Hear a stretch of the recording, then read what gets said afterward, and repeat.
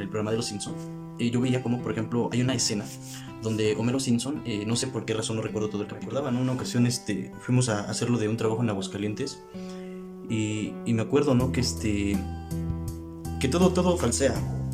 La empresa como tal, pues no había una base, ¿no? No había algo bien, un buen argumento, ¿no? No era ese elemento que se requería.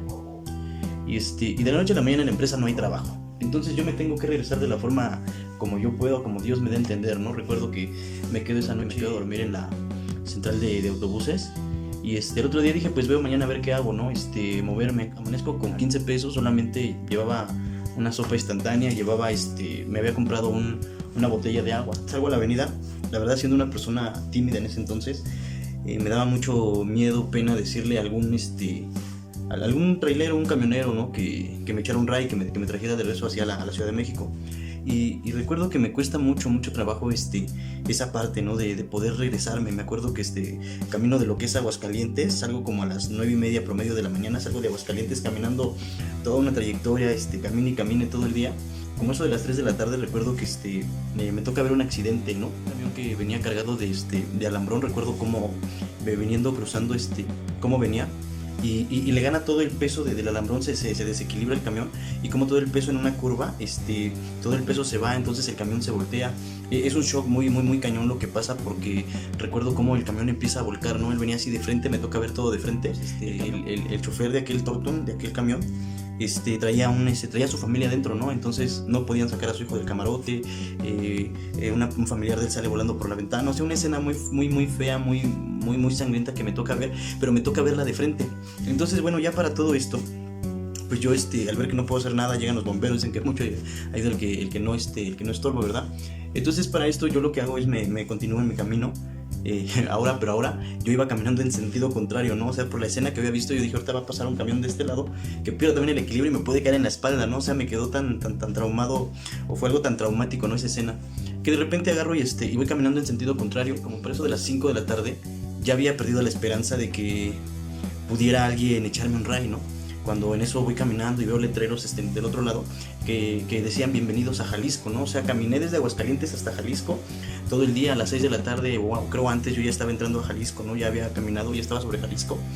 Y en ese momento recuerdo que eran las 6 de la tarde y se presenta una situación así muy fea en ese momento, porque se empieza a nublar, ¿no? Empieza a nublarse, pero así unas nubes oscuras, negras, que de repente todo esto, haz de cuenta que empieza se pone oscuro todo el ambiente, todo se empieza a poner así oscuro. Y recuerdo que cuando en eso yo miraba hacia alrededor, o sea, no había nada.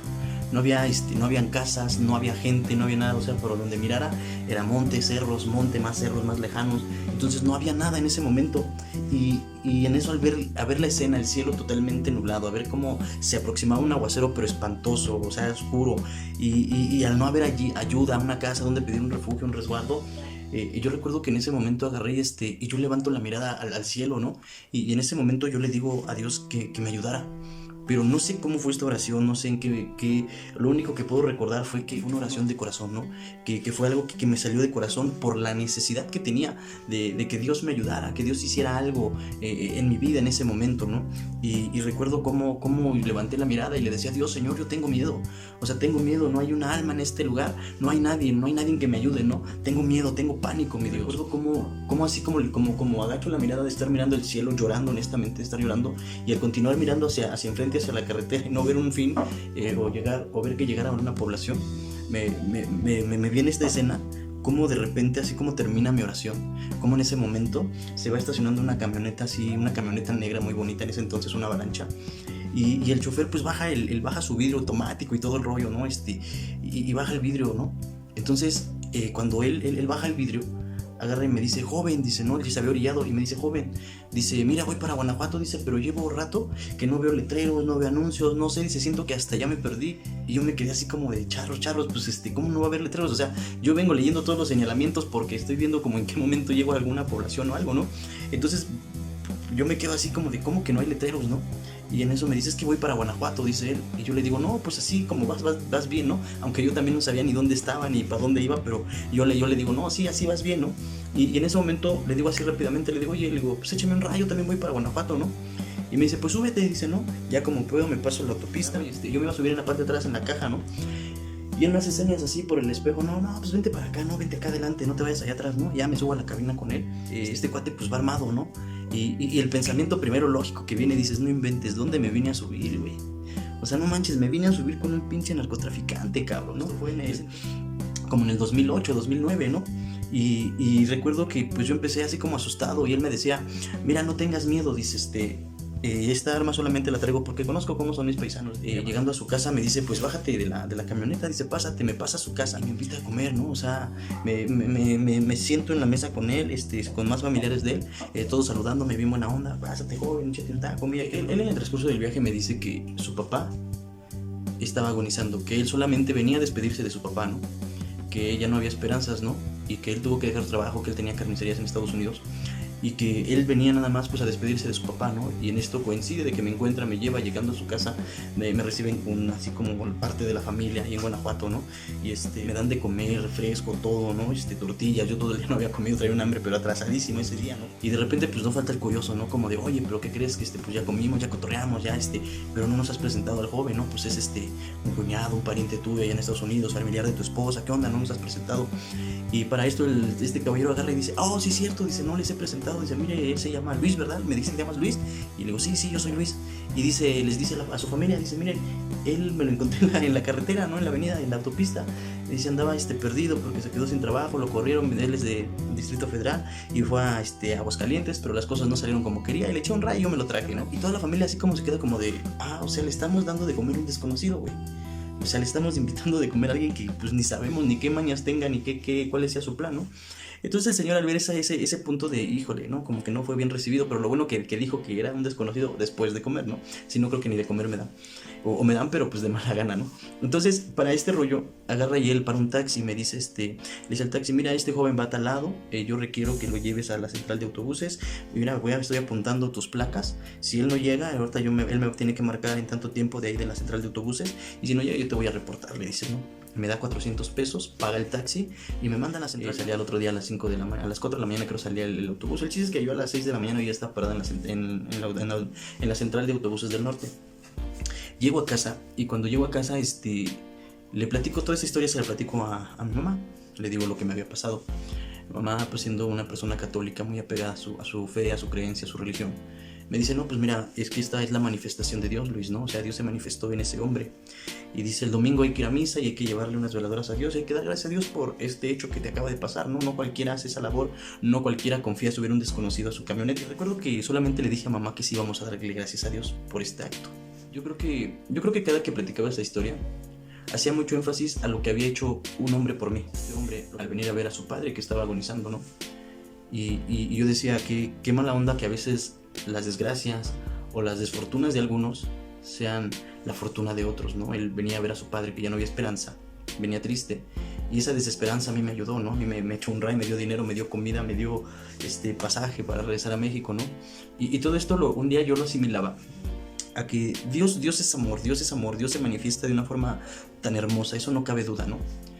Y cuando yo veía un día en ese programa, en el programa de los Simpson, donde Homero Simpson, no sé por qué razón, no recuerdo todo el capítulo, Homero Simpson está colgado de un avión y está por caerse, ¿no? O sea, el avión va volando, él está colgado de una ventana y está por caerse, por zafarse del avión.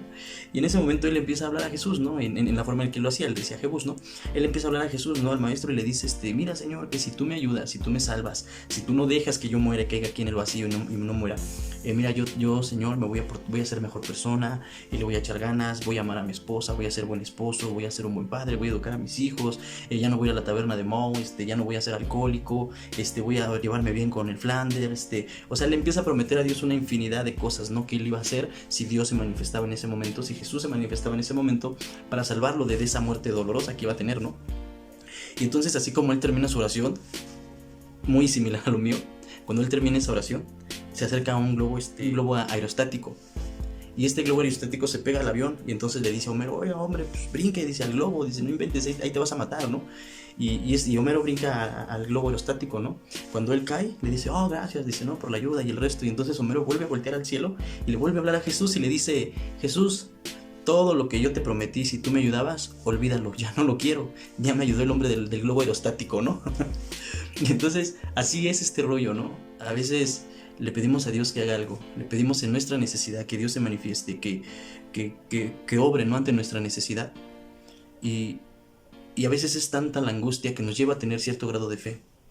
Pero el problema es que cuando ya saliste del problema, cuando ya no estás en el hoyo, nos olvidamos que fue Jesús, que fue el Dios Todopoderoso el que nos ayudó, el que se manifestó, ¿no? O sea, independientemente de la fe que cada uno procese, que vean este video, independientemente de esa fe, nos hemos olvidado cuántas veces Dios nos ha tendido la mano, cuántas veces Dios ha hecho milagros grandes, grandes, grandes, grandes, desde que te levantas, respiras, caminas, tienes trabajo, tienes que llevar a tu casa, desde ese punto. Nos hemos olvidado de todas las maravillas, y a mí en este caso me pasó.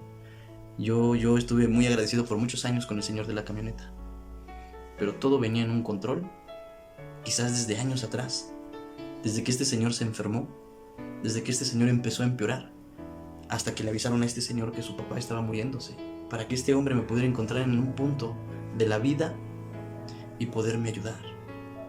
Desafortunadamente yo esta historia la veo que las desgracias de unos son fortunas de otros. Todo tiene un propósito, todo tiene un porqué, pero es muy difícil entenderlo. Es muy difícil comprender cómo Dios opera, cómo Dios obra. Dice en la literatura de Alcohólicos Anónimos, dice que solamente un acto de la providencia puede liberarnos de una obsesión tan destructiva y desgarradora a nuestra mente. ¿Qué es esa providencia? La sabiduría de Dios.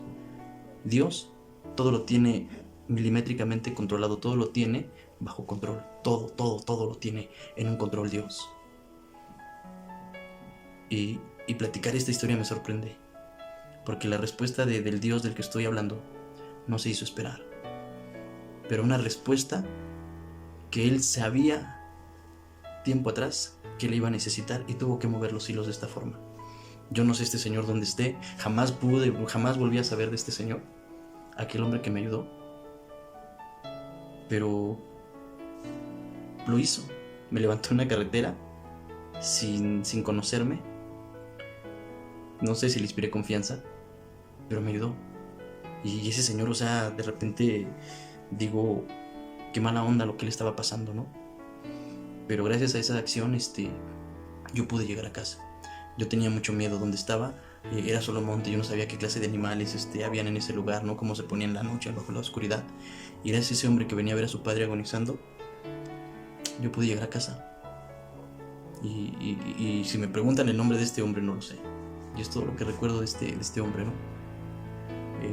Que él tenía una camioneta, una avalancha, trabajaba en Estados Unidos, tenía carnicerías allá. Y es todo lo que recuerdo. Pero detrás de toda la escena ves a un Dios que no sé esperar. Cuando le hablas con fe y cuando es una necesidad así tan grande, Él no se hace esperar. Él está atento a todo. Que Dios les bendiga, y esta historia la dejo porque quizás hace falta historias de fe, ¿no? Las noticias solamente hablan de sangre, de dolor, secuestros, violaciones, ¿no? Pero a veces faltan este tipo de noticias donde Dios hizo algo grande, ¿no? En los comentarios leo qué ha hecho Dios contigo, cómo se ha manifestado en tu vida. Que Dios les bendiga a todos, bendiciones.